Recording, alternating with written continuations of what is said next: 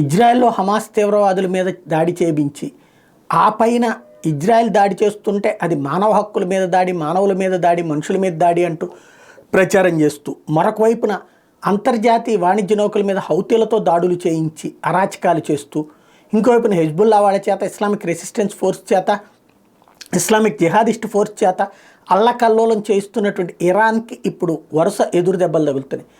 మొన్ననే పేలుళ్ళకి జరిగితే ఒక ఓడరేవు దగ్గర ఇప్పుడు వాళ్ళకి సంబంధించినటువంటి గ్యాస్ నిక్షేపాలకు సంబంధించినటువంటి కేంద్రం దగ్గర ఒక భారీ విస్ఫోటనం చోటు చేసుకుంది.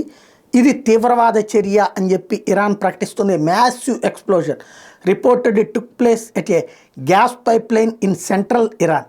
As per reports, the incident occurred near the city of Borujan in early hours of February 14th. Videos perpetually of the incident showed huge flames and thick cloud of smoke. The development was reported by Iran's Mehr news agency, citing local officials. Meanwhile, Iran has called it a terror attack. ఇది అక్కడ ఉన్నటువంటి local media దాన్ని focus చేసింది. విపరీతమైన మంటలు, దట్టమైన పొగలతో ఆ ప్రాంతం అంతా ఉంది.